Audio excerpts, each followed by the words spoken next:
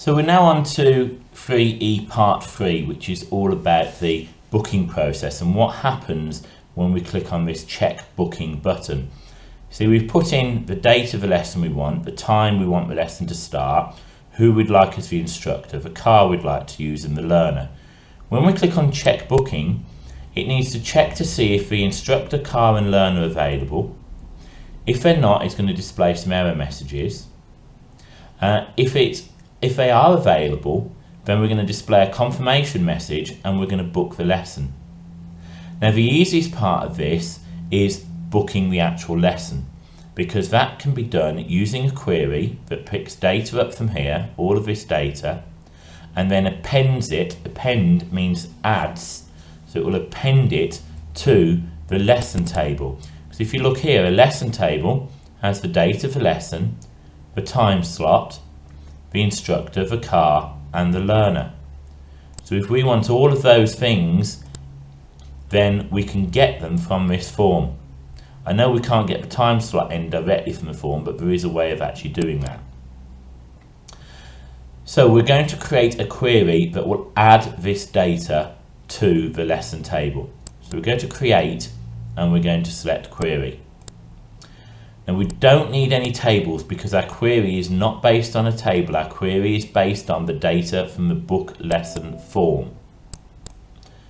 I'll just remove this property sheet and we'll have a look at what this query is going to do. This query is going to pick up the data from this form, and when it's got the data from this form, it's then going to append it.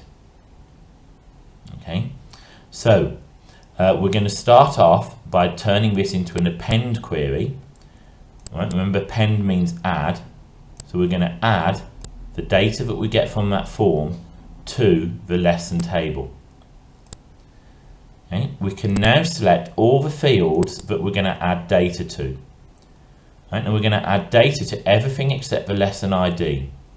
The reason we don't need to add anything to the lesson ID is because it's an auto number and it will have data added to it itself. If you haven't used an auto number, you need to have done. So we'll change this, we'll put the lesson date in, time slot start, time slot end, lesson instructor ID, car ID and the learner ID. Now if we were to just preview this query, you can see it doesn't do anything at the moment, because although we're appending to these fields, we haven't actually said what we're going to append. So this is where we now need to say what are we going to append to the lesson date. So I need to get the data from here, from the date of lesson, into here. So I need to create a temporary field name. So I'm just going to call it lesson date because that's what it is. It doesn't actually matter at this stage what I call that. I'm going to put a colon, and then this is where we're going to get our data.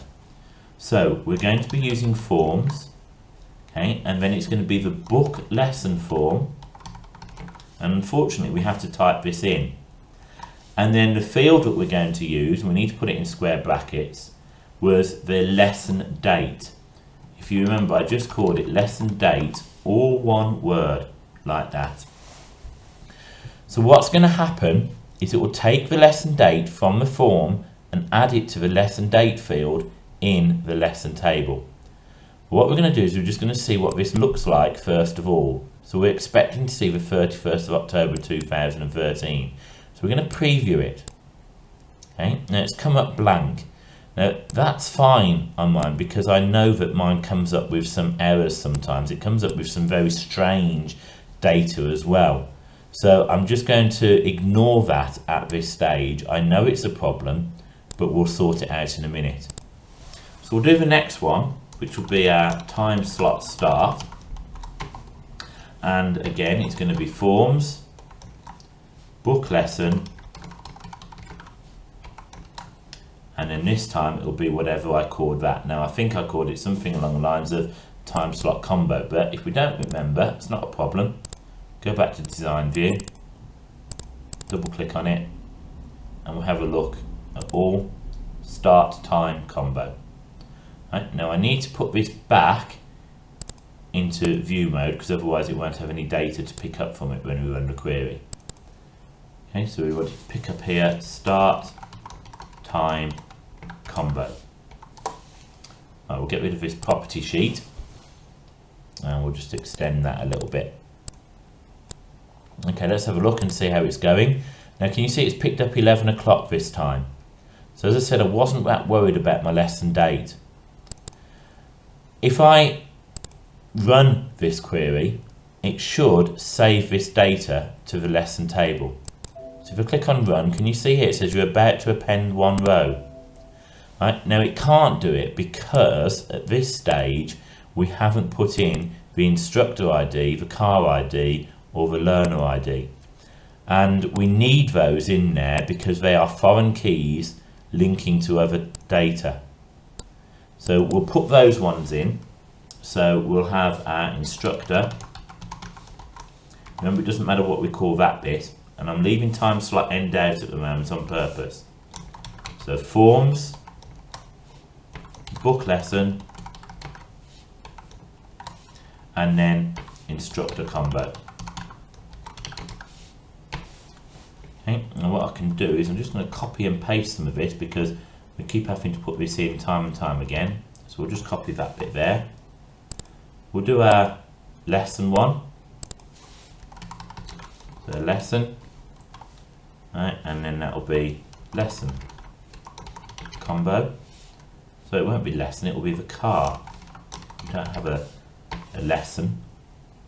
So that should be car. And then finally we've got our learner.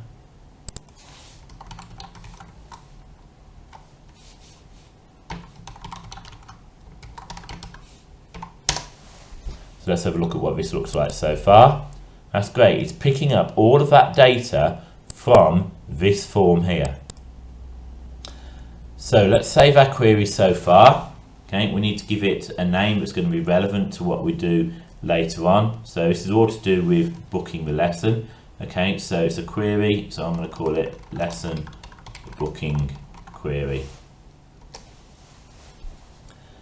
If we go back to design view, I can now run this query and see if it adds that data to the table.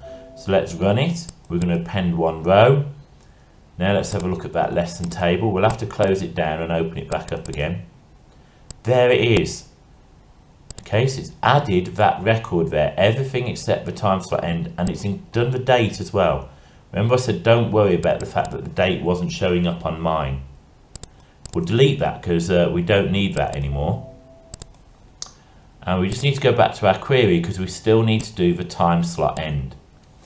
Now if you've noticed, all the lessons, okay, the time slots are 1 hour after the time slot starts, so the end is 1 hour afterwards. That's 60 minutes. Well, we can use a function called date add.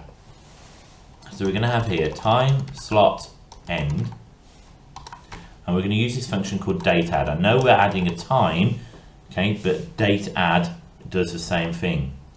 Now the first bit we have to say, what do we want to add? Well, we want to add minutes. The letter M for mother is reserved for minutes, so we're going to use the letter N for November. Sorry, the letter M for mother is reserved for months. The letter N is reserved for minutes. That's N for November. We're going to add 60 minutes, and what we're going to add it to is this bit here, the time slot starts. Whatever I called that there is what I'm going to add to. Okay, so time slot start. It's got to be written exactly the same. Okay, now it's saying I've missed out a closing parenthesis. That's a closing bracket. That is true. Okay, so look, this adds 60 minutes to the time slot start. Let's have a look. There we go. That's added 60 minutes. Let's run it. Let's have a look at our table. Close it down, open it up again. There we go. Okay, delete that of course. So that's our query done. You will need to annotate every one of these. You'll need to annotate the fact that it's being appended to a field. You'll need to annotate where it's getting the data from. And of course this relies upon you having named each of the form controls here. So each of those having its name. So you'll do that. You'll also need to annotate the time slot end. You'll need to say what a date add function does, what n means, why you chose 60, and what time slot start is for. You should then show, okay, how when you run the query, show this as the data that you've used, and then show in the lesson table the record that has been added. So that's just the query part of this task. The next bit we're going to look at building the pseudocode that we're going to use for the macro so we can get the macro started.